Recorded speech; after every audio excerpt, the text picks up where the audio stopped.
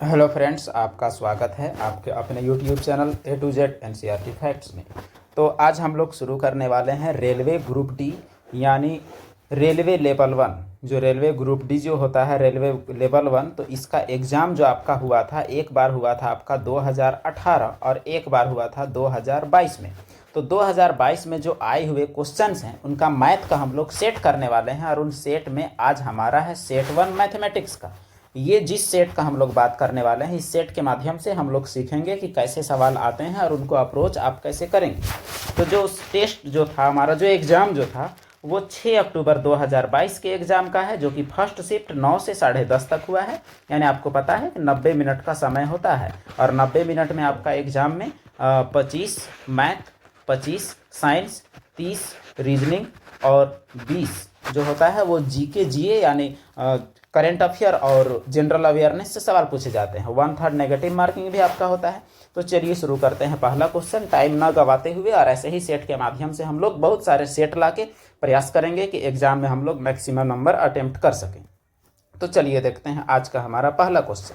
तो जो पहला सवाल जो है, चूंकि यह सेट निकाला गया है, पूरे सेट से आंसर की आता है, आंसर की में ऐसा ही कुछ रहता है, तो इसीलिए आपको वहाँ नंबर हम लोग का अलग से दिखाया हुआ आपको दिख रहा होगा। नंबर इसीलिए अलग से है क्योंकि वह सेट में 1 से 100 तक क्वेश्चन होता है, वहाँ स्क्रीनशॉट लेके मैथ का क्वेश्चन को सेपरेट किया गया है। तो जो हमारा पहला सवाल है आज का, वो हम लोग देखते हैं। तो पहला सवाल जो है वो है आपका 9, यदि संख्या 9, 4, 3, 8, 7, 2, 5, 1 के प्रत्येक विषम अंक में 2 जोड़ा जाए और प्रत्येक सम में से 1 घटाया जाए, तो इस प्रकार बनी संख्या का पहला, पांचवा और अंतिम अंक का योग क्या होगा। तो ये रहा आपका कीवर्ड। तो आप क्या करेंगे, सबसे पहले संख्या को लिखेंगे और उसके बाद देखेंगे कि क्या किया जा सकता है। तो 9, 4, 3, 8, 7, 2, 5 और 1। और यहाँ आप देखिएगा तो कुछ संख्याएं सम है, कुछ संख्याएं विषम है। तो जितनी भी संख्याएं विषम है सब में आपको 2 जोड़ना है। तो चलिए सब में 2 जोड़ते हैं जितने भी विषम है। तो विषम आपका ये 9 है, ये 3 है, ये 7 है, ये 5 है और ये 1 है। तो इन सभी में आपको जोड़ना है 2। तो 9 और 2 हो गए 11, 3 और 2 हो गए 5, 7 और 2 हो गए 9, 5 और 2 हो गए 7, 1 और 2 3। उसके बाद आपका दोबारा बोला है कि जो सम संख्या है उसमें 1 घटाया जाए। तो जितने भी सम संख्या है उसमें से आप 1 घटाएंगे। तो चलिए सम संख्या में 1 घटाते हैं। तो 4 में 1 3, 8 में 1 7 और 2 में 1 1। तो जो संख्या बनी, अब उससे सवाल पूछा है। सवाल है पहला, पहला मतलब ये आपका 1, पहला मतलब ये आपका 1।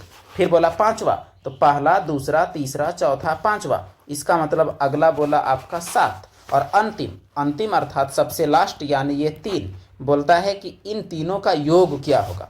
तो ये जो 3 है, इन तीनों का योग आपसे पूछा गया है। तो देखते हैं इसका योग क्या है। 1, 7 और 3। तो 1, 7 और 3 को आप जोड़ेंगे तो 7 और 1 8 और 3 11। इसका मतलब इसका सही जवाब 11, जो कि यहाँ सही जवाब ऑफिशियल आंसर की के अनुसार भी 11 है। तो ऐसे आप इस सवाल को अटेम्प्ट लेंगे। तो चलिए देखते हैं दूसरा सवाल। उम्मीद है आपको समझ में आया होगा। दूसरा प्रश्न हम लोग देखते हैं। जो हमारा दूसरा प्रश्न है वो इस प्रकार से है। दूसरा प्रश्न, यदि 48:b समानुपात b अनुपात 75 और b 0 से बड़ा है तो b का मान ज्ञात कीजिए। यहाँ जो अनुपात होता है उसका मतलब हम लोग समझेंगे। अनुपात का मतलब होता है बटा और समानुपात मतलब बराबर। तो इसको आप वैसा ही कन्वर्ट करके लिखेंगे। तो चलिए इसे कन्वर्ट करते हैं। तो इसको जब आप कन्वर्ट करेंगे तो आपको पता चलेगा, वो हम लोग देखते हैं पूरा डिटेल में। तो देखिए ये जो है इसे हम लोग लिखेंगे 48 अनुपात मतलब बटा, b समानुपात मतलब बराबर, उसके बाद b बटा 75। अब आप इसको हल करके b का मान ज्ञात करेंगे। इसको कैसे ज्ञात करेंगे वो हम लोग देखें। b और b तिरछा गुना, 48 और 75 तिरछा गुना।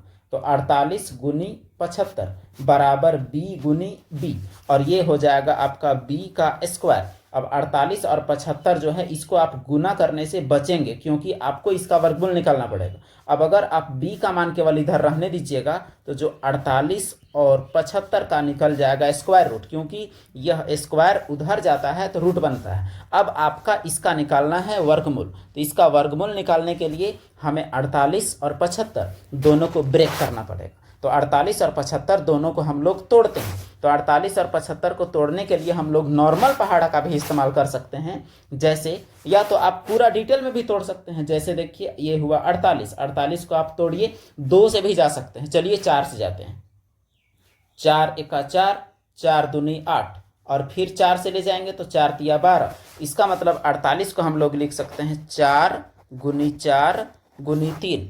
अब बारी आता है आपका 75 का तोड़ने।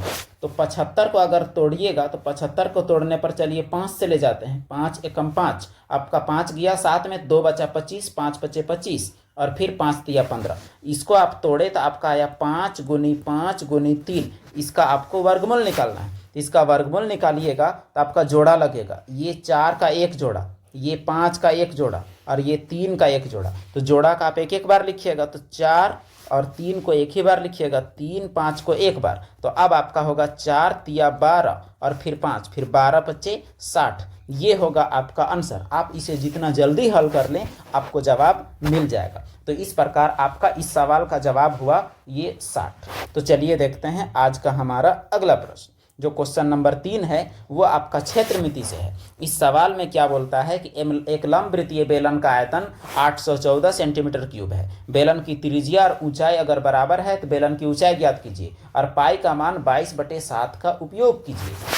तो चलिए देखते हैं इस सवाल को।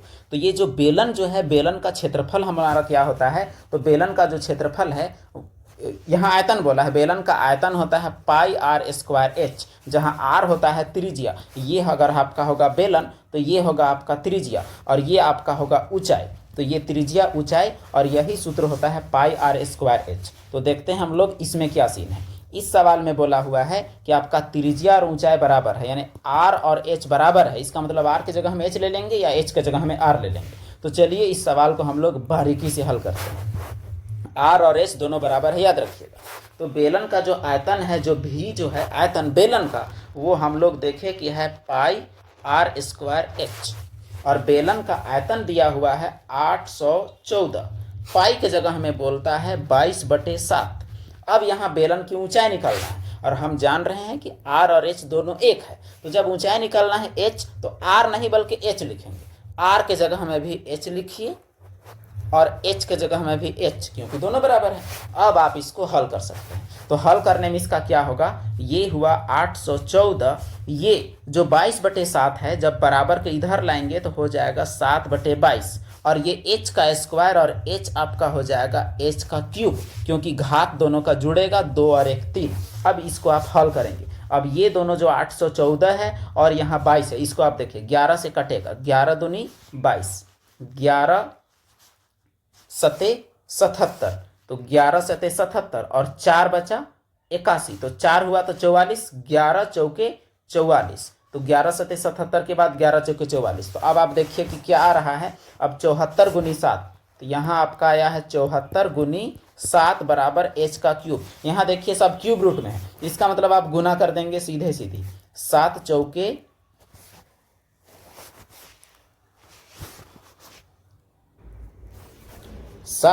28 के 8, हाथ में आपका हो गया 2, और 7 49, और 2 51, और नीचे आपका यहाँ जो 2 छूटा हुआ है वो भी आपका होगा, तो वो होगा h का क्यूब। अब आप यहाँ देखिए कि h का क्यूब का जो मान जो हुआ वो आपका हुआ 518/2। अब इसको भाग दे देंगे, 2 से इसको काटेंगे, तो आपका हो गया 2 दूनी 4, 1 बचा, 2 पचे 10, 2 9 18। यहाँ हम कह सकते हैं कि यहाँ हम लोगों से एक गलती भी हुई है। आप यहाँ भी कर सकते थे, यहाँ आप अगर डायरेक्ट करते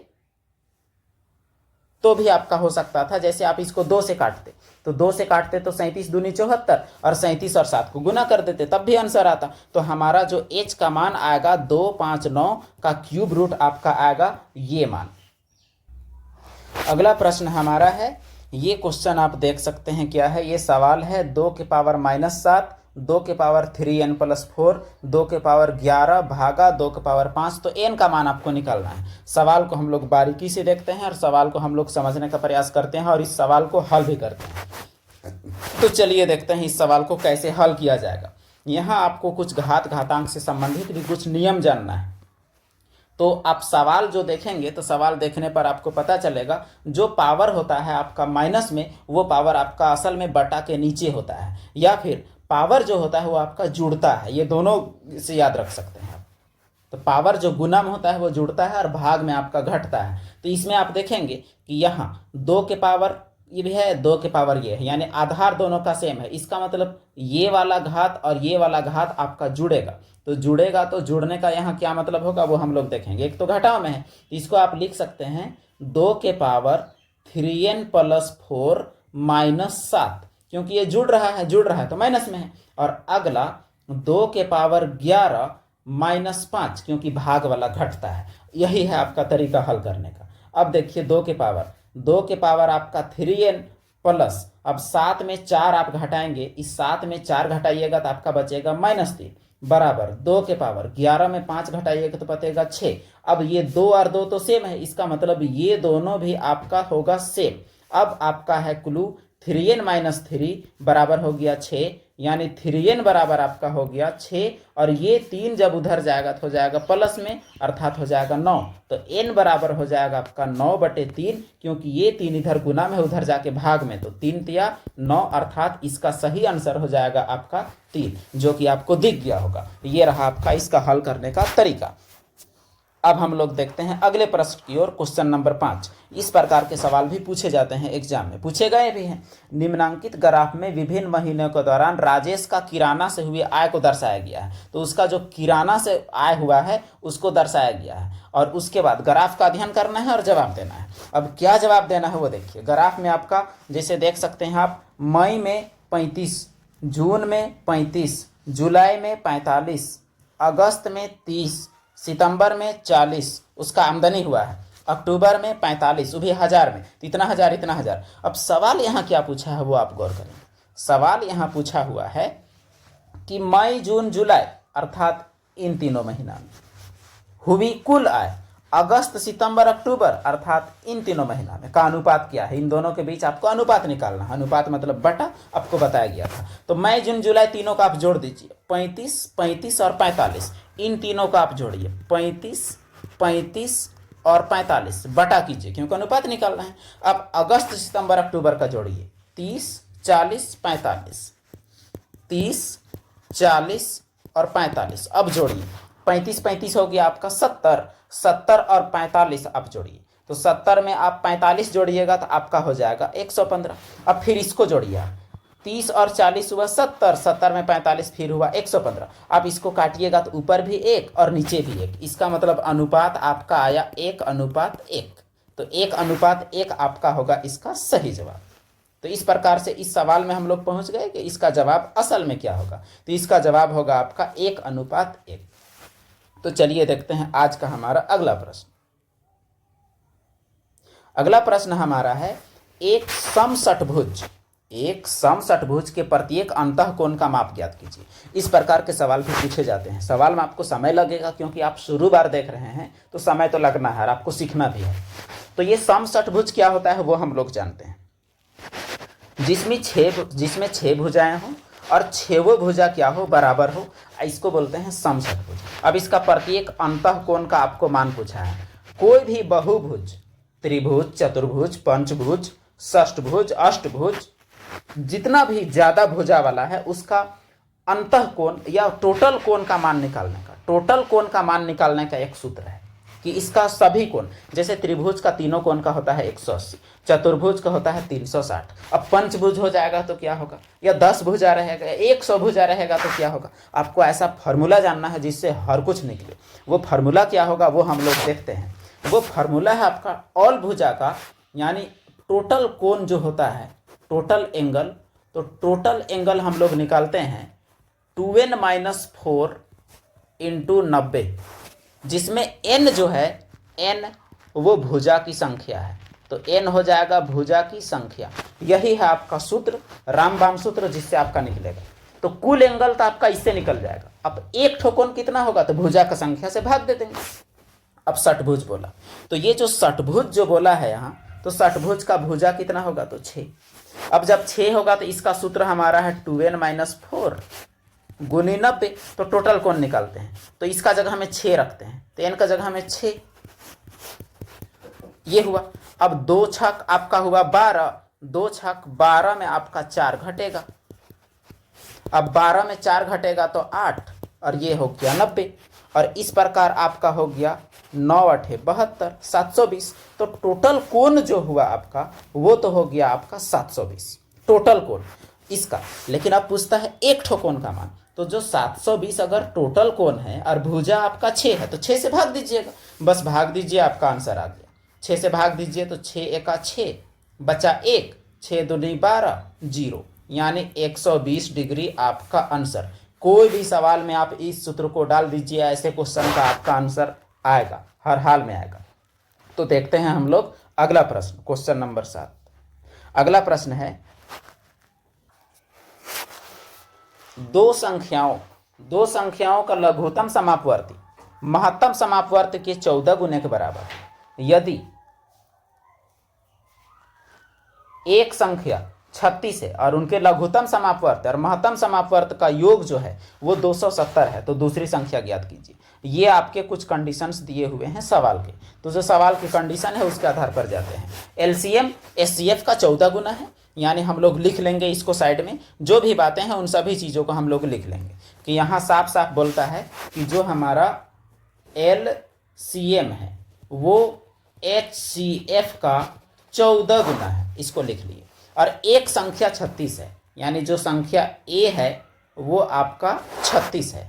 और लघुत्तम समापवर्ती और महत्तम समापवर्ती यानी एलसीएम और एचसीएफ का योग 270 है, तो दोनों का योग आपका 270 है। इसी से हम लोग आगे बढ़ेंगे कि इस सवाल को अप्रोच कैसे लेंगे। तो एलसीएम एचसीएफ में आपको एक सूत्र याद रखना है कि जो भी दो संख्या का निकलेगा, जैसे ए और बी, तो पहली संख्या गुनी दूसरी संख्या बराबर एलसीएम गुनी एचसीएफ, ये होगा आपका सूत्र, जो कि हर एक जगह में लगभग जगहों में ये सूत्र आपका काम देगा। तो ये सूत्र काफ़ी महत्वपूर्ण है जो आपको जानना है। ए गुनी बी बराबर एलसीएम गुनी एचसीएफ। तो इस सूत्र का उपयोग हम लोग कैसे करेंगे वो हम लोग देखते हैं। तो इस सूत्र के तहत हम लोग क्या करने वाले हैं कि ए और बी, तो एक जगह में आप रख दिए कितना, तो एक जगह में आप रख दिए 36 और दूसरा संख्या आपको निकालना है। और एलसीएम और एचसीएफ, अब इसके बारे में क्या करेंगे, एलसीएम बराबर यहाँ लिखा हुआ है एचसीएफ गुनी 14, तो इसके बारे में लिखा हुआ है एचसीएफ गुनी 14, तो एलसीएम के जगह में आप लिख देंगे एचसीएफ गुनी 14 और यहाँ ऑलरेडी गुना है वो हो जाएगा आपका एचसीएफ।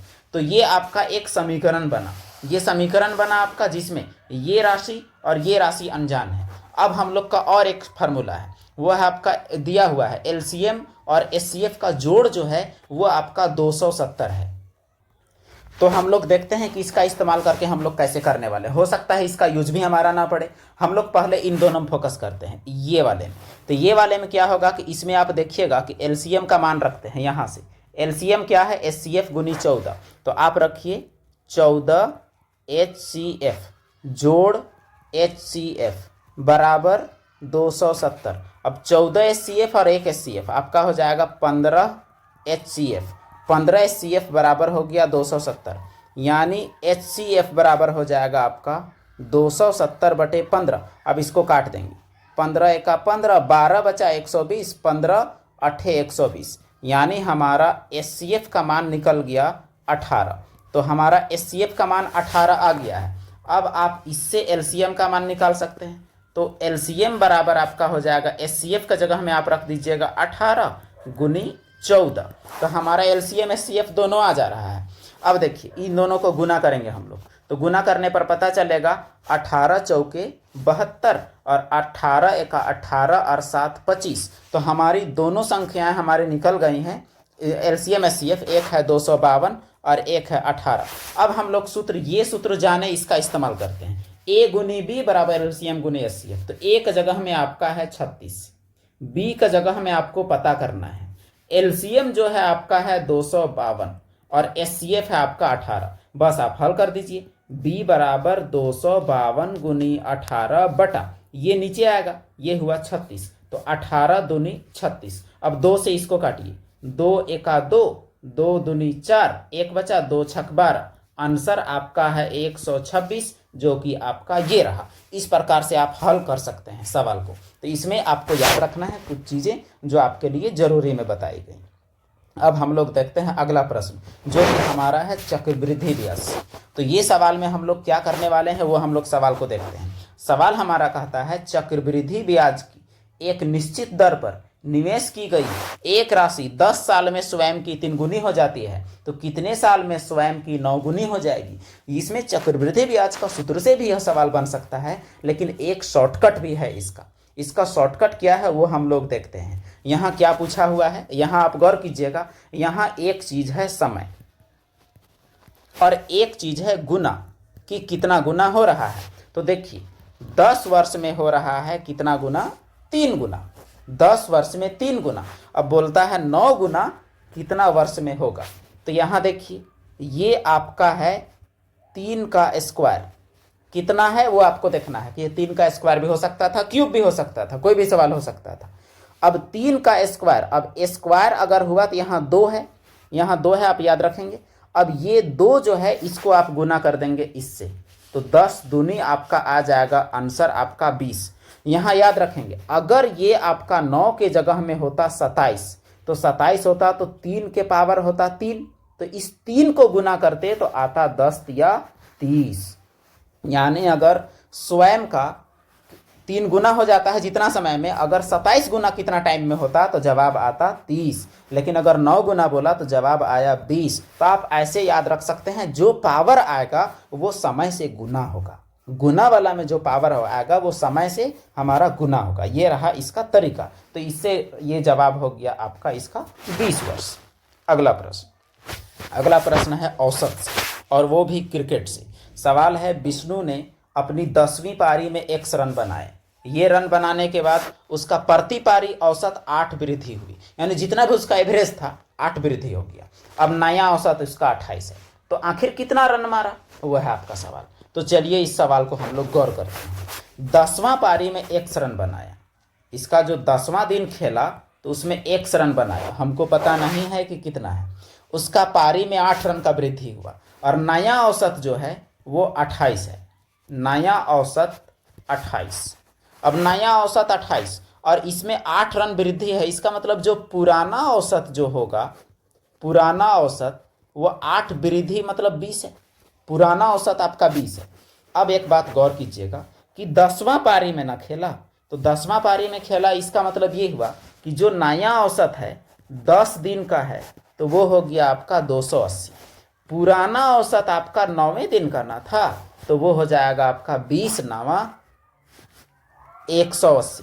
अब देखिए कि इसमें आपका कै दिन का है, इसमें 10 दिन का है, इसमें कै दिन का है 9 दिन का है। तो 10वां दिन कितना मारा, दोनों को आप घटा दीजिए, दोनों को आप घटा दीजिएगा, आपका 10वां दिन कितना मारा आ जाएगा। तो दोनों को आप घटाइएगा तो आएगा 100, यानी 10वां दिन जितना रन वो मारा है वो आपका है 100 रन मारा है विष्णु।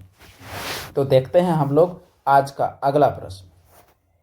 अगला प्रश्न है क्वेश्चन नंबर 10 कि 62 और 30 का लघुत्तम समापवर्ती एलसीएम ज्ञात कीजिए। तो कुछ नहीं करना है, 62 और 30 को आपको ऐसे लिख देना है। सबसे साधारण तरीका 2 से पहले ले जाना है, पहले 2 से नहीं जाए, 3 से नहीं जाए, 5 से नहीं जाए, 7 से नहीं जाए, 11 से, 13 से, ऐसे इसका अभाज्य गुणनखंड आपको करना है। तो 2 से ले जाएंगे तो 2 तिया 6, 2 एका 2, और यहाँ देखिए तो 15 दूनी 30। अब देखिए कोई भी ये दोनों से नहीं कटेगा, इसका मतलब इन तीनों को आपको गुना करना पड़ेगा, दैट्स ऑल।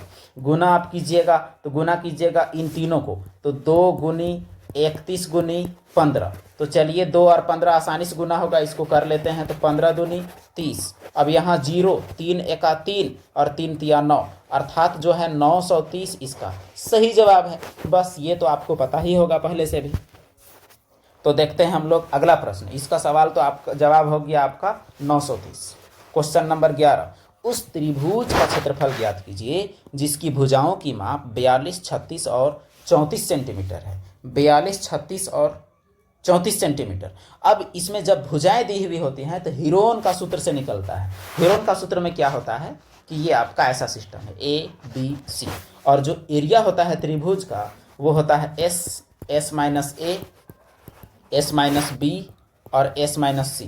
अब यहाँ S क्या है, ABC तो पता चल गया, तीनों भुजा है। S है तीनों का जोड़ के आधा, मतलब अर्ध परिमाप। तीनों का जोड़ के आधा को हम लोग एस बोलते हैं। तो पहले हम लोग इसका एस निकाल लेंगे। एस हम लोग निकालेंगे तीनों का जोड़ के आधा, और हम लोग साइड में इसका सूत्र भी लिख लेंगे।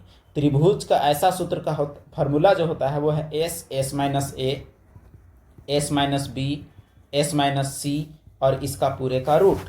यही होगा आपका आंसर। अब हम लोग निकालते हैं पहले एस। तो जो एस हम लोग निकालेंगे इसका, तो एस निकलेगा तीनों का जोड़ 42, 36 और 34/2। अब तीनों को आप जोड़ दीजिए या तीनों को आधा आधा करके जोड़ दीजिए, एक ही बात है। तो चलिए इन तीनों को जोड़ते हैं। 4 और 6 10 और 2 12, 3 3 6 और 4 10 और हाथ में एक बचा वो 11, ये 2, तो आपका हो गया यहाँ 56। तो 56 निकला आपका एस। अब हम लोग का ए बी सी पता है, ये हुआ आपका ए, ये हुआ बी और ये हुआ सी। सूत्र में आप रख दीजिए। सूत्र में रखने के बाद हम लोग का चांस ज़्यादा हो जाएगा बनने का। अब इसको आराम से सूत्र में रखिए। एस का जगह में आप क्या रखेंगे, तो एस का जगह में आप रखेंगे 56, और उसके बाद फिर 56 माइनस, क्योंकि एस माइनस है, एक जगह में आप रखेंगे 42 पहला वाला। उसके बाद फिर 56 में दूसरे वाले यानी 36 को घटाएंगे, और फिर 56 में तीसरे वाले अर्थात 34 को घटाएंगे, और इसके बाद इसका रूट चढ़ा देंगे। अब फिर आगे हम लोग देखते हैं कि इसका क्या है। 56 है, 56 में आप 42 घटाए, क्या बचा, तो घटाइएगा तो पता चलेगा आपका 14 बचेगा। 56 में 36 घटाइएगा 20 बचेगा। 56 में आप 34 घटाइएगा तो आपका बच जाएगा इसका 22। तो अब इसका हम लोग वर्गमूल निकालेंगे। वर्गमूल निकालने के लिए इसको तोड़ेंगे हम लोग। तो इसको तोड़ने से पता चलेगा, ये हो गया आपका 7 गुनी 8, 7 8 56, ये हो गया 7 गुनी 2, इसको आप कर दीजिए 4 5 20 और इसको कर दीजिए 2 गुनी 11। अब इसमें जो जोड़ा लगता है उसको आप निकालने की कोशिश कीजिए, जो भी वर्गमूल निकल सकता है उसका। अब आप यहाँ आप गौर कीजिएगा कि यहाँ से 7 निकल सकता है, यहाँ से 2 निकल सकता है। तो चलिए 7 निकाल दीजिए और 2 निकाल दीजिए। तो आपका 7 और 2 आपका निकल गया है, ये वाला 7 7 और ये वाला आपका 2 2। और उसके बाद 8 और 4 में आपका क्या निकलेगा वो भी आप गौर कीजिए। इसको पहले अभी रहने देते हैं। ये 8 है और ये 4 है, ये 8 को हम लोग 4 गुनी 2 और फिर इसको 4 लिख सकते हैं। और उसके बाद अंदर बचा 5 और 11, ये भी आप जैसे भी करके वर्गमूल निकाल लें। 7 दूनी 14। अब उसके बाद ये 4 4 निकलेगा, तो ये 4 4 बाहर हो जाएगा, 1 ठो 4 अंदर क्या बचेगा, ये बचेगा 2, ये बचेगा 5 और ये बचेगा 11। अब 14 चौके हो गया 56, और अंदर में आपका क्या होगा वो हम लोग गौर करेंगे। अंदर में होगा 5 दूनी 10, 11 दहाइए 110। यही जो 56 रूट 110 सेंटीमीटर स्क्वायर है, ये होगा आपका आंसर, जो कि इसका सही जवाब है भी। तो हम लोग देखते हैं अगला प्रश्न, जो कि है प्रतिशत से। तो अब देखते हैं हम लोग आज का 12वां क्वेश्चन। 12वां क्वेश्चन हमारा प्रतिशत से है। दो संख्याओं का योग 205 है। यदि इनमें से एक संख्या को 5% कम किया जाए और दूसरी संख्या को 10% बढ़ा दिया जाए तो दोनों संख्याएं बराबर हो जाती हैं। तो दोनों प्रारंभिक संख्याओं में छोटी संख्या ज्ञात कीजिए। तो यहाँ जैसे जैसे कहता है वैसे वैसे हम लोग सवाल को हल करने का प्रयास करते हैं। जैसे जैसे बोला है वैसा ही सवाल बोला। दो संख्याओं का योग 205 है। मान लीजिए एक संख्या ए है, दूसरा संख्या बी है, और दोनों का जोड़ आपका है 205। अब एक संख्या को 5% कम किया जाए, यानी 100 से 95 किया जाए। प्रतिशत में हमेशा ऐसा बटन लिखा जाता है। और दूसरी संख्या जो है बी, उसको 10% बढ़ा दिया जाए, यानी 100 को 110 कर दिया जाए। नीचे में आपको 100 लिखना है। तो दोनों हो जाती हैं बराबर, दोनों संख्याएं हो जाती हैं बराबर। अब इसे हम लोग हल करके देखते हैं कि ए और बी का मान क्या आता है। यही है आपका कुल्लू, बाकी और कुछ नहीं है। 100 और 100 आपका कट गया, और कटने के बाद बराबर के इधर उधर गुना में भर रहे तो आपका और भी कटेगा। जैसे देखिए ए और 95 और बी गुनी 110, तो ये 95 110 भी आपका कटेगा 5 से। 5 से काटिए तो 5 एकम 5, 4 बचा 45, 5 नवा 45, इसे 5 से काटिएगा 5 दूनी 10, 5 दूनी 10 हुआ। फिर आपका 10 बचा यहाँ, तो 5 दूनी 10, यानी ए गुनी 19 बराबर बी गुनी आपका हो गया 22। अब ये बी को आप नीचे ले आइए, तो ए बटे बी बराबर हो गया आपका 22 बटे 19, क्योंकि ये गुणाम है इधर जाके भाग में, ये गुणाम इधर आके भाग में। तो ए और बी का जो अनुपात जो आ गया आपका, कि A अनुपात B बराबर आपका आ गया 22:19। अब इसे अनुपात से हम लोग देख लेंगे कि ये हमारा क्या होने वाला है। अब अनुपात में आप लोग को पता है कि हम लोग x मानते हैं, तो A जो हो जाएगा वो हो जाएगा 22x और B हो जाएगा आपका 19x और दोनों का जोड़ आपका बोलता है 205। अब हम लोग x का मान निकालेंगे, दोनों को आप जोड़िए। 22 और 19 को जब आप जोड़ेंगे तो आपका हो जाएगा 41। 41 x बराबर हो गया 205 और x बराबर हो जाएगा 205/41। आप इसको 5 का पहाड़ा पढ़िए तो 5 बार में ये कट जाएगा। 5 एकम 5, 5 चौके 20, यानी 5 बार में ये कट गया। तो x का मान आपका निकला 5। अब ये x का मान आप यहाँ और यहाँ जब आप रख देंगे तो आपका आंसर आ जाएगा ये 22 और 19। तो यहाँ पूछा है छोटी संख्या, तो छोटी संख्या 19 है कि 22? 19 है, तो आप केवल 19 में रखिए। 19 गुनी 5, 19 पचे आपका हो गया 95 और यही आपका है आंसर।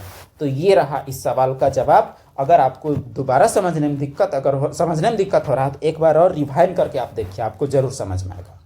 अब देखते हैं अगला प्रश्न। तो जो हमारा प्रश्न है क्वेश्चन नंबर 13, इसमें क्या कहता है वो हम लोग देख लेते हैं। एक शो के टिकट का मूल्य अभिभावकों के लिए, गार्जियंस के लिए 7.5 रुपया और बच्चों के लिए 3 रुपया है। 952 टिकटों की बिक्री से 5925 रुपये की राशि एकत्र की जाती है। तो बोलता है कि बच्चों को बेचे गए टिकटों की संख्या ज्ञात कीजिए। तो इस सवाल में हम लोग मान के हल करेंगे। तो चलिए मान लेते हैं हम लोग कि इसमें क्या होता है। तो यहाँ हम लोग मानते हैं कुछ और मानने के बाद देखते हैं। तो हम लोग मानेंगे यहाँ कि जो गार्जियंस है, जो बच्चे हैं, बच्चों को बी मान लेते हैं, गार्जियन को जी। तो बच्चों की संख्या हम लोग मान लेते हैं x और गार्जियन की संख्या मान लेते हैं y। और उसके बाद बच्चे और गार्जियन जो मिला के, दोनों मिला के कितने हैं? तो 952। तो ये हुआ आपका पहला समीकरण, समीकरण 1 कह सकते हैं। और उसके बाद बोला कि बच्चों का टिकट का दाम है 3 रुपया मतलब 3x और बड़ों का है 7.5 रुपया मतलब 7.5y और कुल कलेक्शन होता है 5925। अब बस आपको इन दोनों समीकरणों को हल कर देना है, आपका जवाब इसमें आ जाएगा। तो इसको जब आप हल करेंगे तो चलिए आपको हल करके बताया जाता है। तो इसको हल करने के लिए हम लोग क्या करते हैं, x और y में, चूंकि आपको बच्चों का निकालना है मतलब x का, तो y का मान आप रखिए। तो यहाँ से जब आप y का मान निकालेंगे तो y का मान यहाँ से आपका निकलेगा 952 माइनस x और जहाँ भी y है वहाँ आप ये मान रखेंगे। तो चलिए रख के हम लोग देखते हैं। तो ये हुआ आपका 3x और ये हुआ 7.5। y की जगह में रखेंगे 952 माइनस x और बराबर 5925। अब उसके बाद ये हुआ आपका 3x। अब 7.5 यानी 7.5 और 952 को हम लोग गुना करेंगे। तो चलिए इसे गुना करके हम लोग लिखते। तो जब आप इसे गुना करेंगे तो गुना करने पर जो आपका आएगा वो आएगा आपका 7140। तो चलिए 7140 लेके इसे कैलकुलेट आगे बढ़ाते हैं। तो आपका आएगा 7140 और 400 आता है, लेकिन पॉइंट के बाद एक अंक है तो एक अंक हटाने के बाद उसके बाद माइनस ये 7.5 को x से गुना करेंगे तो माइनस 7.5x आएगा। तो ये हुआ 5925। अब आप क्या करेंगे, ये एक जाति को जोड़ या घटाव करेंगे। तो 3x में आप घटाएंगे 7.5 तो आपका बच जाएगा यहाँ कितना, तो यहाँ आपका हो गया 7140 और यहाँ आपका बच गया 4.5, क्योंकि 7 में आप 3 घटाइएगा 4 बचेगा। उसके बाद 5925। अब ये 4.5 को आप ले जाइए उधर, क्यों, ताकि प्लस में हो जाए, और 7140 और ये 5925 को ले आइए इधर 5925 और उसके बाद इन दोनों को आप घटाइए। तो जब आप इसको घटाएंगे 7140 में 5925 तो आपका कितना आएगा वो देखिए। 40 में 25 आपका बच गया 15 और 71 में आप 59 घटाइए तो 71 में 59 जो बच जाएगा तो वो आपका बच जाएगा 12 और उसके बाद ये रहा आपका 4.5x। अब x का मान निकालने के लिए आप क्या करेंगे, ये जो 12 15 है नीचे रहेगा आपका 4.5, जब आप पॉइंट हटाइएगा तो ऊपर आपका 0 बैठेगा। अब आपका 45 हो गया।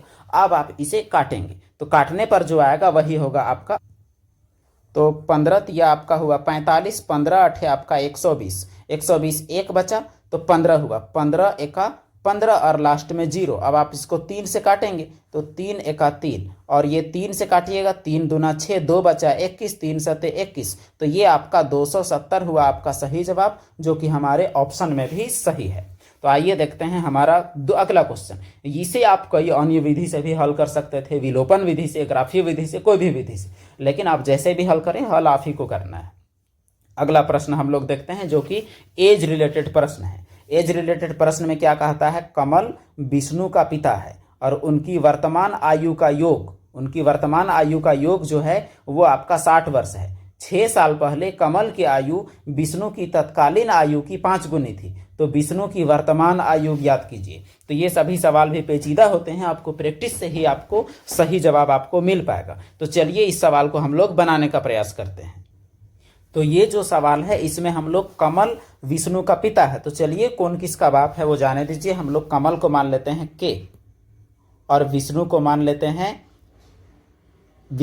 लेते हैं भी। तो हमारा के और भी ही मुख्य होंगे। तो कहता है दोनों की वर्तमान आयु का योग 60 है, तो सीधा आप लिख दीजिए के प्लस भी बराबर 60, ये आपका हो गया। फिर कहता है 6 साल पहले कमल की आयु, तो 6 साल पहले कमल की आयु होगी के माइनस 6, अभी जितना है उससे 6 तो कम ही होगा। और विष्णु की आयु की 5 गुनी थी, तो और विष्णु की आयु भी 6 साल कम ही होगा 6 साल पहले। 5 गुना विष्णु की आयु का, इसका मतलब विष्णु का होगा 5। अब इन दोनों का आपको हल करना है। तो आपको चूंकि कहता है विष्णु का निकालने, इसका मतलब ये जो समीकरण है दूसरा वाला समीकरण में आपका केवल के का जगह में भी हो जाना चाहिए। तो इसका मतलब पहला वाला समीकरण से आप के का मान निकाल लीजिए। तो के का मान हो जाएगा 60, ये भी उधर जाके हो जाएगा भी माइनस भी। जहां भी के है वहां आप 60 माइनस भी रख दीजिए। तो यहां से ही शुरुआत कीजिए, 60 माइनस भी माइनस 6 बराबर, ये 5 दोनों से गुना होगा, तो 5 भी माइनस 5 6 30। अब आप 60 एक जाति की एक तरफ कीजिए, तो ये हो गया 60 माइनस 6 और ये 30 आएगा इधर, तो हो जाएगा प्लस 30। अब ये 5 भी, ये भी माइनस है, उधर जाके हो जाएगा प्लस भी। 60 और 30 हो गया 90, 90 में 6 आपका बच जाएगा 84, और 5 भी और 1 भी आपका हो जाएगा 6 भी। अब देखिए ये 6 भी को ले आइए इधर और ये हो गया आपका 84, तो भी बराबर आपका हो जाएगा 84/6। अब इसको 6 का पहाड़ा पढ़ दीजिए, तो 14 छक 84 भी आपका कट जाएगा। आप छोटे अमाउंट से भी काट सकते हैं। तो जो विष्णु की आयु है वो आपका 14 साल। तो कौन किसका बाप है किसका बेटा है जाने दीजिए, बस आंसर आने से मतलब रखिए। आगे हम लोग देखते हैं। अगला सवाल कहता है हमारा कि नीचे दिए गए विकल्पों में से सबसे छोटी भिन्न का चयन कीजिए। यह सवाल में कोई हल करने की जरूरत नहीं है, बस आपका यूं निकल जाएगा। कभी भी आप गौर कीजिएगा, पहले यहां सीख लेते हैं। कोई भी भिन्न हो, आपको छोटा बड़ा अगर निकालना है, नीचे का ऊपर का आपका अगर समान है, ऊपर का कोई भी यानी जो आंसर होता है ऊपर का आपका समान है, नीचे अगर छोटा तो भिन्न होगा बड़ा, नीचे अगर बड़ा तो भिन्न होगा छोटा। बस यही है हमारा क्लू। तो यहां आप गौर कीजिएगा 1981 सब में है। अब आपको नीचे देखना है बड़ा, क्योंकि हमको छोटा भिन्न निकालना है। तो 152 150 155 153 में सबसे बड़ा कौन है नीचे, 155। वही कहानी, सीधी बात कि नीचे बड़ा रहेगा तो टोटल भिन्न का मान छोटा होगा। इसमें बस यही एक क्लू है, इसलिए इसका सही जवाब आपका है 1981/155। अगला प्रश्न क्वेश्चन नंबर 16। ये आपका त्रिकोणमिति का प्रश्न है। त्रिकोणमिति 10वां क्लास में आप पढ़े होंगे, 10 पास किए हैं तभी आप ग्रुप डी का फॉर्म भर के और इसका फॉर्म भरने वाले हैं और इसे अप्लाई भी करके और एग्जाम निकालने की कोशिश कर रहे हैं। तो बात यह है कि इसे हम लोग देखते हैं। तो इस सवाल को हम लोग थोड़ा बारीकी से देखेंगे कि इस सवाल को कैसे हल किया जा सकेगा। यहाँ साफ साफ कहता है कि ABC एक समकोण त्रिभुज है जिसमें B कोण समकोण है। तो ये A हुआ, ये B हुआ, ये C हुआ, B कोण समकोण है। और फिर कहता है कि tan A बराबर, यानी A को माना गया है ना, A को थीटा A माना है, इसका मतलब हमारा आधार वही होता है जिसमें कोण होता है। जब A मानेंगे तो AB आधार और C मानेंगे तो BC आधार, और हमेशा ये होगा कर्ण अर्थात H। अब हम लोग इस सवाल को देखते हैं, पीछे आपको रिवीजन का भी जरूरत पड़ सकता है, इस सवाल में थोड़ा समय लेंगे हम लोग। तो कहता है tan A बराबर है 1/√3। tan थीटा का मान होता है आपका P/B। बराबर 1/√3। इसका मतलब हुआ कि यहाँ p का मान 1 और b का मान √3। p का मान आपका हुआ 1 और b का मान हुआ √3। अब हम लोग h का मान निकालते हैं। तो आपको पता है h बराबर होता है p² और b² का रूट। तो p जो है वो हो गया 1 का स्क्वायर, b हो गया √3, इसका आप कर देंगे स्क्वायर और इसका आप रूट निकालें। तो 1 का स्क्वायर 1, √3 का स्क्वायर 3, 3 और 1 आपका हो गया 4 और 4 का रूट हो गया आपका 2। इसका मतलब h आपका निकल गया 2। अब यहाँ हम लोग देखते हैं p का मान a के लिए। अगर ये a है तो p यानी लंब आपका हो गया ये यानी 1 और b आपका हो गया ये यानी √3। अब हमारे पास तीनों भुजाएं मौजूद हैं। अब जब तीनों भुजा मौजूद है, अब हम लोग को ये निकालना है sign a cos c cos a sin c। अब a के लिए जब हम लोग निकालेंगे a के लिए, तो a के लिए हमारा कोण क्या होगा वो देख लें। h हमारा फिक्स रहेगा। a के लिए b होगा √3 और p होगा 1 और c के लिए b होगा 1 और √3 होगा आपका p। अब हम लोग a के लिए निकालते हैं, साइन a का मान निकालते हैं पहले कि साइन a का मान क्या होगा। तो साइन a बराबर आपका हो जाएगा p/h और p का मान अभी हम लोग देखें कि वो है 1 और h का मान है आपका, h का मान देखें 2। a निकाल लिए, अब cos a भी निकाल लेते हैं। cos a बराबर हो जाएगा b/h और b का मान हम लोग देखें कि b का मान हमारा है √3 और h का मान है 2। तो a हमारा निकल गया। अब c की बारी है। जब c का मान हम कंसीडर करेंगे तो c के लिए हमारा क्या हो जाएगा, b बराबर हो जाएगा 1, p बराबर हो जाएगा आपका √3। ये बदल जाएगा मामला। अब हम लोग देखते हैं c के लिए, एक बार देखते हैं साइन c बराबर भी होता है आपका p/h और इस बार p का मान आपका है √3 और h का मान तो फिक्स होगा। अब उसके बाद cos c भी हम लोग देख लेते हैं। तो cos c बराबर होता है b/h, लेकिन यहाँ b का मान इस बार है 1 और ये हुआ 2। अब आप इसको आप गौर कीजिए, यहाँ अब मान रखते जाइए। Sine a cos a sine c। अब इसको हम लोग हल करेंगे। अब साइन a का मान अभी निकाले 1/2, ये रहा। cos c का मान अभी निकाले, ये भी है 1/2, ये रहा। और उसके बाद cos a का मान अभी निकाले हैं हम लोग, cos a का मान √3/2, ये रहा। साइन c का मान हम लोग निकाले हैं √3/2, ये रहा। अब इसी को हम लोग हल करेंगे। 1/2 गुनी 1/2 हो गया 1/4 और √3 गुणा करेंगे 3, 2 दूनी हो गया 4। भिन्न का नीचे अगर सेम रहता है जोड़ दीजिए सीधा सीधी, आपका 3 और 1 ऊपर 4 नीचे 4, 4 4 कट गए, आंसर आया 1। और वही जो आपका है यहाँ आप देख सकते हैं 1 में आपका पहले से ग्रीन किया हुआ है। सवाल जरूर लंबा है लेकिन प्रैक्टिस मैक्स परफेक्ट। प्रैक्टिस कीजिएगा तो आपका 1 मिनट से कम समय में बनेगा।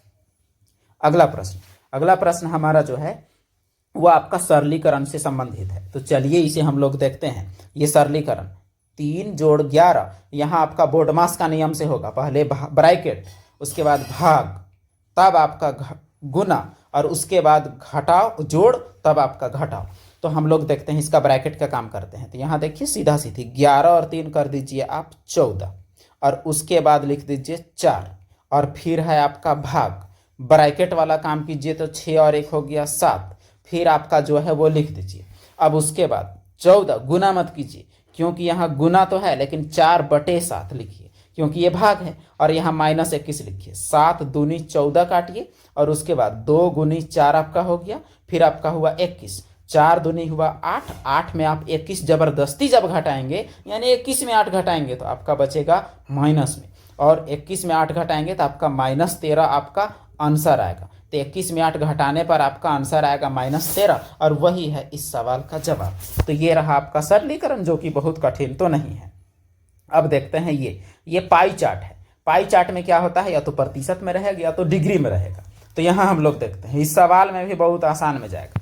सवाल में यहाँ जो दिया हुआ है उसको देखते हैं। दिया गया पाई चार्ट 4 विभिन्न सीजन 1 2 3 4 में देखे गए एपिसोड की संख्या है। सब एपिसोड मिला के 60 है। तो सीजन 1 जो है, सीजन 1 उसमें 20%, सीजन 2 30%, सीजन 3 25% और सीजन 4 25% और कुल एपिसोड की संख्या 60 है।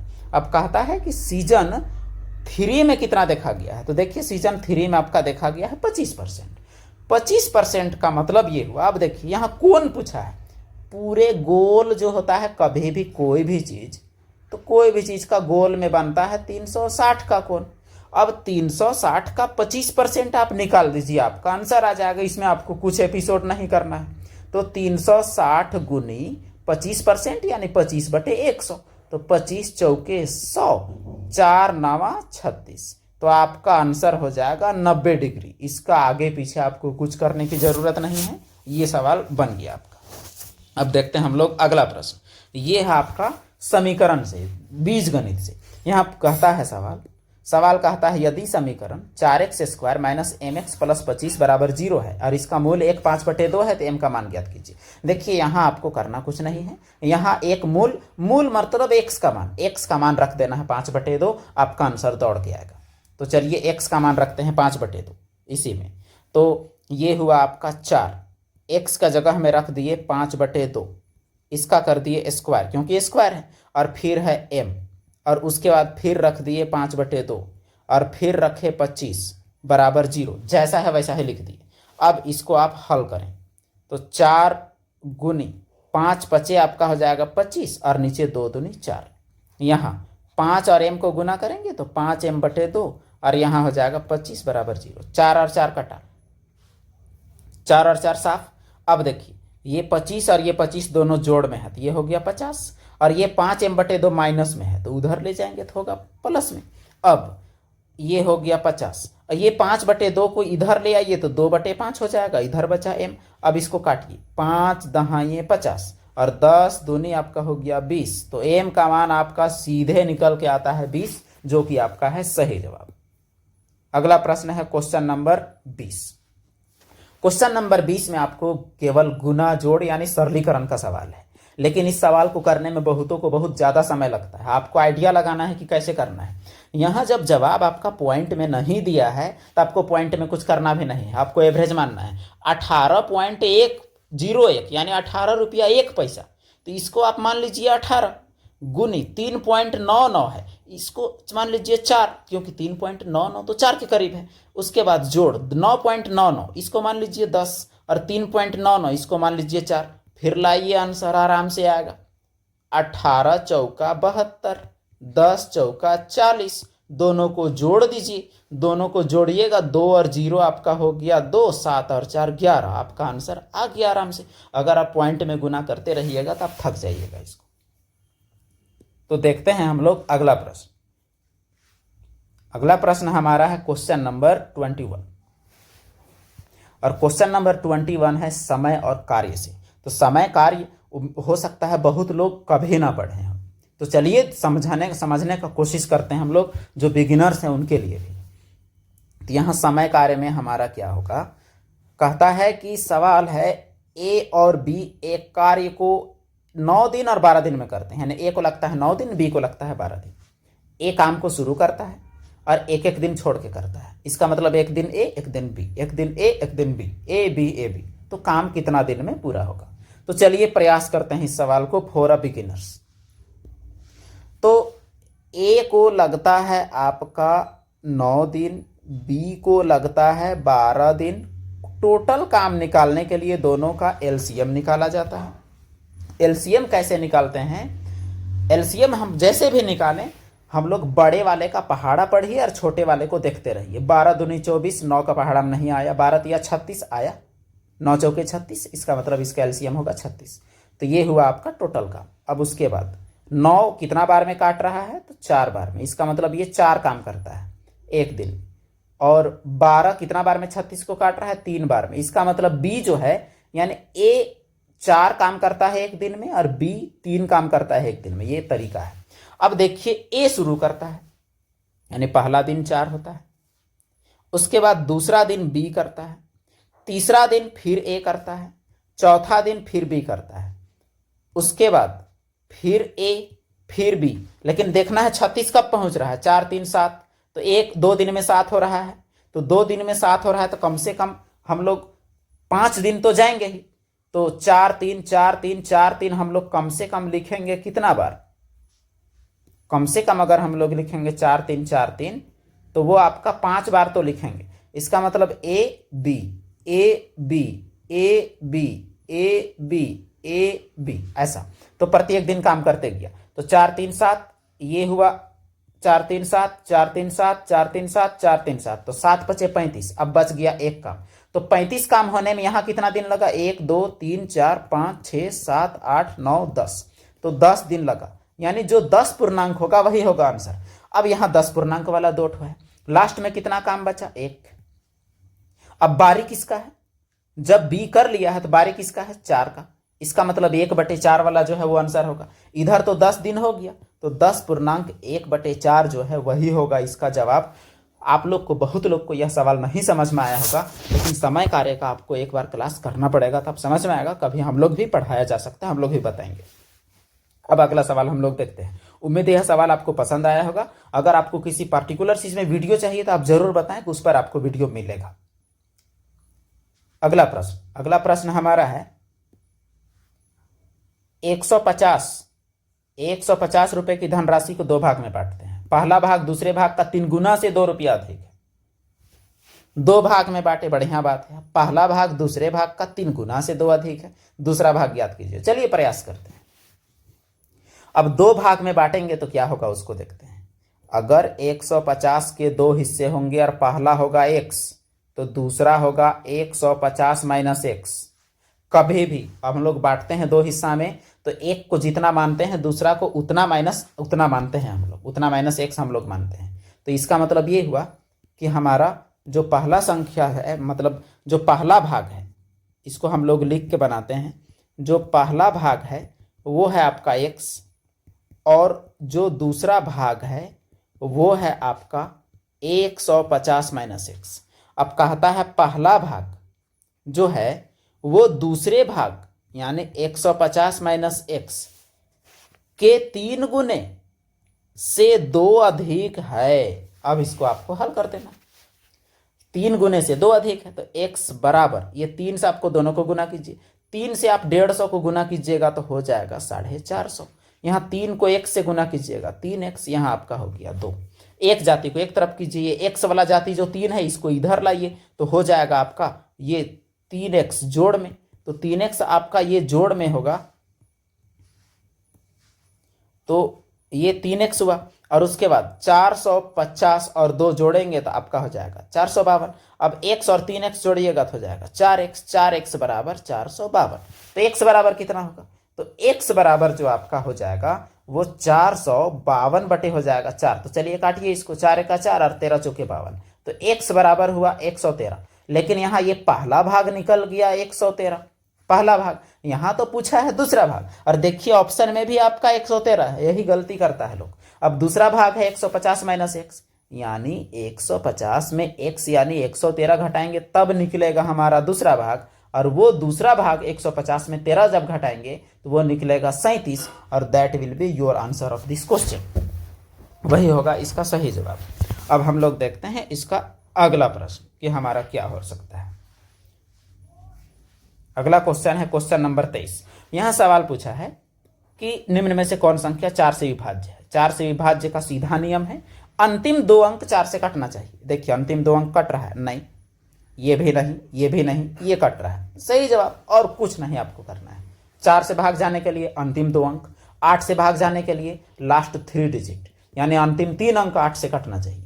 तो 4 से अंतिम 2 अंक, 8 से अंतिम 3 अंक, यह सही है। विभाज्यता का नियम भी आपको बताया जाएगा, क्योंकि यहाँ 4 से पूछा हुआ है। आपको एग्जाम में 7 से पूछ सकता है, 8 से पूछ सकता है, 11 से पूछ सकता है, कोई भी पूछा जा सकता है। इसीलिए आपको प्रिपेयर रहना है कि विभाज्यता के नियम से कैसे सवाल पूछे जाते हैं। अगला प्रश्न ये उम्र से आ गया है फिर। तो ये सवाल क्या है वो देखते हैं। एक माता उसके पुत्र की वर्तमान आयु, दोनों का अंतर जो है वो अंतर है 30 साल। 15 साल पहले माता का आयु पुत्र का आयु का दुगुना था। वर्तमान आयु ज्ञात कीजिए। जो हम लोग तभी देखे तो वही कहानी। चलिए माता को m मानेंगे, पुत्र को p मानेंगे, और हमारा सवाल जरूर बनेगा। तो माता की आयु है m और पुत्र की आयु है p। माता जाहिर सी बात है बड़ी होगी, दोनों का अंतर हो गया आपका 30, यानी दोनों को घटाए तो। अब 15 साल पहले माता भी अभी से 15 साल छोटी ही रही होगी, और जो पुत्र है वो भी अभी से 15 साल छोटा ही रहा होगा। माता का आयु पुत्र का आयु का 2 गुना था, यानी पुत्र का आयु का 2 गुना करते तब माता का पहुंचता। हल कर दीजिए बस, और कुछ नहीं करना है।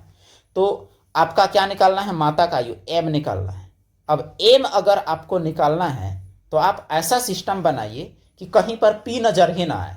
तो ऐसा कीजिए, p का मान आप इस समीकरण में, दूसरे समीकरण जो है उसमें पहला समीकरण से p का मान निकाल के रख दीजिए। तो यहाँ से अगर p का मान निकालेंगे तो यहाँ से अगर p को हम समीकरण को उधर ले जाएंगे और ये m को इधर रहने देंगे और 30 को हम इधर ले आएंगे तो हमारा इतना होगा। आप गौर कीजिए, 30 को आप इधर ले गए माइनस हुआ, p को इधर ले गए प्लस हुआ, तो p का मान हुआ m-30। अब आप हल कीजिए, m-15 बराबर, यहाँ जो p का जगह हमें रख दीजिए आप m-30 -15 गुनी 2। अब आप हल कीजिए m-15, अब इसको m-30 और 15 आपका हो जाता है 45, दोनों माइनस माइनस जुड़ेगा।